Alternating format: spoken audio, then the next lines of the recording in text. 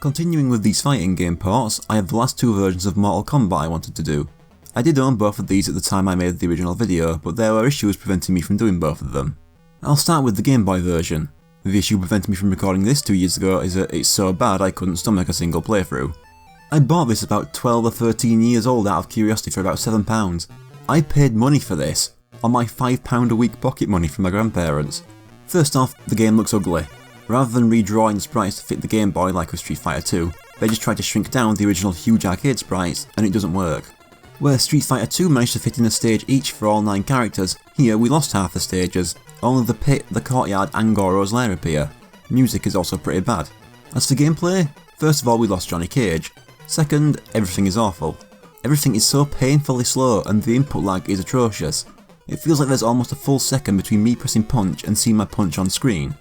Speaking of punches, we go from 5 buttons to 2, so we only have punch and kick, with holding back functioning as block. There are special moves and heavily censored fatalities. Well, allegedly there are anyway. Once in a blue moon the AI will be able to pull one off, but no matter how much I tried, those special move inputs did not work for me. I got one fatality to work with Kano. He skids along the floor with his leg out and roundhouses you. Imagine being worse than his SNES deadly tit grab fatality. As for dealing with the AI, it can be pretty vicious, and you only have 6 continues. You do not want to have to restart the game from the beginning if you're the kind of nutter who wants to actually complete this game. I found the best way to deal with them is to simply somersault punch or kick backwards and forwards constantly. It's especially helpful when it comes to the endurance rounds. Yeah, among all the stuff that was cut, they couldn't show us mercy and made us slog through with these too. After those, Goro isn't even locked to Goro's lair. I mostly end up fighting him around the pit. He's a little tougher than everyone else, but jump attacks still trivialises him most of the time. When it comes to Shang Tsung, I'm impressed he can even morph in this part. I wouldn't be surprised if they just kept him throwing flaming skulls and nothing else. I guess that's about it.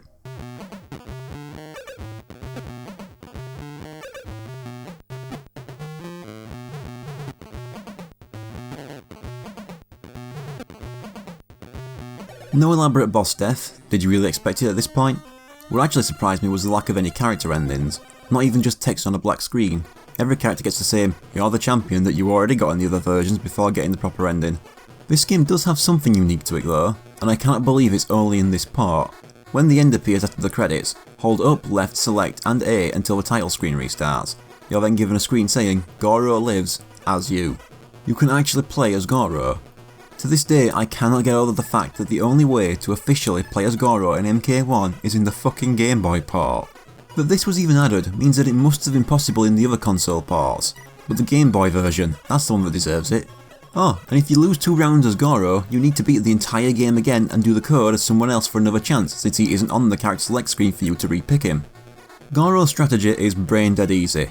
You take my jump and attack method from earlier, and just make it jump. I can constantly jump on the opponent and crush them until they die. It even works on Goro himself and Shang Tsung.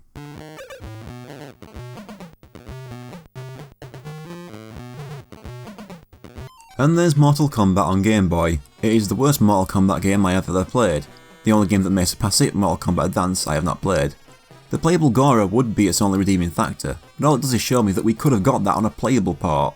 BCV can breathe a sigh of relief because this is now the worst game I've played for this show so far, and I suspect it's going to hold on to that title for a while.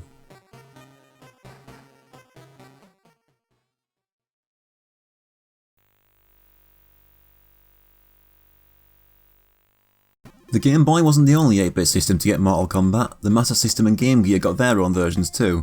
I bought this one as I was playing the 3 versions I did for the original video, but found I didn't have the means to record footage from the Master System too. But now I had the power base converter for the Mega Drive, which is what all my Master System footage since Transbot has been recorded from. It may not look it, but I do put money into this show. The game looks surprisingly okay for an 8-bit part of MK1, or maybe after the Game Boy part seeing even slightly more animation from the characters is way better than it should be. It does come at a price though, as this part has even less stages than the Game Boy one at just 2. Only the pit and Goro's lair made it in. Same replacement soundtrack as the Game Boy part too, both of which are actually just from the Mega Drive part. But this sounds loads better. I said before I wasn't too fond of the Mega Drive soundtrack, but I think this sounds better 8-bit. The game does start off centered like the Mega Drive part, also requiring a blood code. Not that it makes much of a difference because even with it there isn't much blood.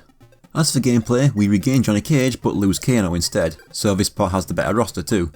This game plays better than the Game Boy part, but not too much. It is playable, but it has the same issues with special moves and fatalities being really hard to pull off. I also found the AI a little harder to deal with, so I had to find different ways to cheese them, especially when it comes to the endurance rounds. I found the best way to deal with those is to trap them in the corner and time repeated uppercuts, still unless it continues too. Unlike the Game Boy port, it does actually feel like I've hit someone when an attack connects. Goro's still here and he's so small. Aw, he's cute. I don't get it. Even the Game Boy port kept Goro taller than the rest of the cast, but here he's the shortest, and yet this is the toughest Goro I've had to face across all these ports. He doesn't have great AI, just really strong attacks and he doesn't take much damage, but I did discover a way to cheese him too. I roundhouse him when he gets close, jump away or over him and repeat. It takes a while and there are a few times where I end up winning by timing him out, but it works. Shang Tsung is an actual challenge here, especially when he morphs into Raiden, who always has the toughest AI for some reason. But he's another one where you can trap him in the corner and uppercut him to death.